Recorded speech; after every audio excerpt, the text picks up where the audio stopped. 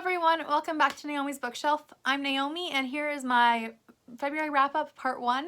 I am reading a few books at the moment and I hope to finish a bunch more. So I will be filming and discussing my final thoughts on them in another video in my wrap-up part 2. So we're going to talk about these books. I only have 2 physical books here, so I'll just talk about them. The first one, it was Little Town on the Prairie. This was for the Laurathon, which happened earlier this month. And this one, it was hosted by Lizzie Fay Loves Books, and I really enjoyed it. This one, however, was one of the slower Little House on the Prairie books for me. So I gave it a 4 out of 5. That's still a really good rating. This follows Laura as they move into town for the winter and she goes to school. She meets Almanzo Wilder's older sister who teaches school, and it is not a good experience. Nellie also comes back into the story and she is going to school with them. Now she's a country girl and Laura's a city girl, which is interesting, or town girl. Yeah, this is also following Mary as she goes to College for the Blind and all the different family things that happen there. This is a very good book. I forgot though that Pa did blackface in this. It was quite shocking for me. So that was not exactly a thrilling moment to read, but otherwise I thought this was great and I highly recommend picking this series up if you haven't already. At least as an adult, I think they're really great to reread. So the next physical book that I have to show you is Pillars of the Earth by Ken Follett. Now this one I buddy read with Elizabeth Ann Reeds. We read a section a week, and this one follows many characters in the 1100s in England. So this one, the essential plot, I think, of this book is following the building of a church, of a cathedral, and it was good, but I felt like it was too long. I gave it 3 stars, okay? I'm probably going to rant a bit but I'm going to try talking about the positives I like first. I really liked the characters and how they were well fleshed out. I thought they were very intentional. I liked the different weaving of stories and how everyone kind of went together. This was an ensemble cast book, but I really liked that everyone was kind of connected in some way. And I liked the political aspect with the whole different rising in the church standings or with the king, different things like that. They were interesting. However, first of all, I felt like it's too long. Secondly, this was too graphic for me. I really don't like really graphic writing stuff. I can handle violence and that's okay, but graphic rape scenes and torture scenes are not good for me. I don't like reading them. And this had a lot of graphic rape and torture scenes. Anytime a certain character was on screen, one of those things was happening, and it was really awful to read. I didn't like it. So it's quite graphic terms and quite description. I would skip like a page at a time sometimes when it would just never stop. So this one I will not be continuing the series. I'm glad I have read it, so now I will unhaul it, as I will never reread it, I'm sure. But yeah, it was well written, but I felt like some things were just too much. And especially when you come to like the second half, you're like, it's still happening. It's still being described in graphic terms. I just don't need that in my life, and I don't want to pick it up ever again.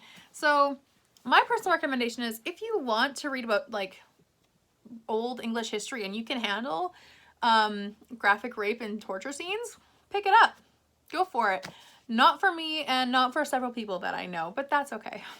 I actually realized I have another physical book, and that is my Anna Karenina book, which I did a big discussion video on. I posted it on Sunday. I will link it down below or on the cards if you would like to check it out, my thoughts on this. I'm not going to go into too much detail. I went into a lot of detail there. So this one was great. 4 out of 5 stars. I really loved all the characters and the growth and the arcs. I think that it would be better on a reread even, when I'm more grasped and more in tune with the cultural terms and cultural events. Another thing to note about my timeless tome, that was one of my timeless tomes, is that I am running a poll on that video for my next timeless tome book. So if you'd like to go and vote on which book I will be reading next, I have the options between Elizabeth Gaskell's North and South, Charles Dickens' David Copperfield, and George Eliot's Middlemarch. That's the 3 that I have in the poll over there if you'd like to go and vote on which which timeless tome or big classic I will read next. So now we're going to go into the books that I do not have here, as most of them I got from the library. One of them I own and I have lent already, as I know someone who would love to read it, I think. So I have them all written down here. Sorry for that. The first one that I read this month was Shelter of the Most High by Connellan Cosette. This is a biblical fiction about the time of the cities of refuge in Israel. If you have watched my last month's video, I read the first one in that series and loved it, or maybe it was December. Anyways, loved it. And so this is a sequel. Thought it was great. It follows, oh, I can't even remember their names right now, but it follows two characters who, one of them is from Europe. She's clearly European in her look. And she comes, basically she's kidnapped and forced to survive. And she is brought to the city of refuge surely by being found shipwrecked on the shore. And she falls in love with one of these men, 10, I want to say is his name. And he is living in the city of refuge. He is the adoptive son of the couple in the first book, who he is just trying to be content with his life, but also he wants freedom from the city of refuge. So it's a really cute story. I really loved it. Gave it 5 stars. So the next one that I read was The Mara Thieves by Cherie Dimaline. Now this one is for my book club. It was very good. It's a dystopian Canadian Indigenous author. And she talks about, in this book, basically people have lost the ability to dream. This takes place about 80 years in the future kind of thing, maybe 60 years. And it takes place then when people have lost the ability to dream. The world is going down, environmental stuff is going crazy. And because they've lost the ability to dream, people have been discovered that people who are First Nations can dream. The different tribes are able to dream, and so they are taken and put in these schools, and the marrow is extracted from them to make the dreams for other people. It's very science fiction dystopian-like. It's very haunting in how realistic it could be, and it was very short. It's a young adult, and it's not my typical thing at all. There's several things that could be a strike against it, but I enjoyed it. I think I gave it 4 to 5 stars just because I didn't love it. And there were some things about it that just kind of niggled at me. I'm not sure what I didn't love about it, to be honest. But I highly recommend it. It was very good and very important, I think, to read so we can prevent things from going that way. It follows Frenchie, who is a 16-year-old boy for most of it. And he's with this group of people who are trying to survive together. It follows about 2 weeks of their lives. And it's all about the power of community, of elders, of language, and of just being together and trying to survive an awful situation. So highly recommend. It's not my favorite, but I think anyone should read it. The next one that I read was The Chase by Janet Ivanovich and Lee Goldberg. Now this one is a sequel to The Heist, so I can't really tell you anything about it. It follows Kate O'Hare and Nicholas Fox on their next adventure. Now, I thought it was great, gave it 4 stars, really loved it. It was a really good reading month for the beginning, actually for most of it. So I'm not going to tell you too much about it. I will tell you the first book follows Kate O'Hare as she's an FBI agent, and Nicholas Fox as he is a con man and she is trying to catch him. And when she catches him is when the story begins. So I cannot tell you any more, but it's good. You should totally read it. If you love a fast-paced, high-action mystery that's really fluffy in some places and really funny, pick up The Heist and pick up The Chase, which is book 2. I'm already on hold for book 3. And the last book that I read for this wrap-up is The Woman in the Window by A.J. Finn. I read this for Thriller-a-thon.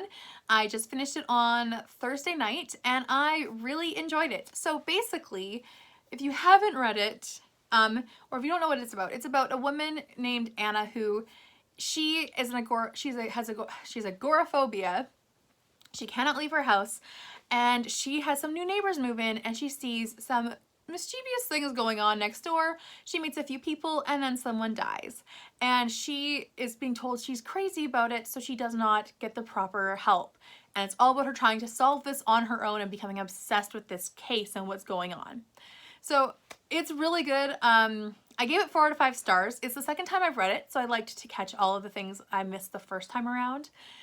But I also see a few little problems for it, but I thought it was a good one. If you like that kind of thing, go for it. It's a little bit more, maybe not gritty, but raw in some places. It deals with a lot of things about trauma and about mental illness and different things like that. So I thought it was a really good read.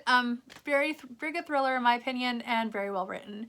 So that is what I've read so far this month. I am in the middle of a few things, but I will talk about them in my wrap-up, my final wrap-up for the month. Please let me know down below if you've read any of these books. If you'd like to subscribe, please do. And I would love to hear from you if you liked any of these, if you're going to try picking them up. Lots of fun. I will see you all with my next video. Bye for now.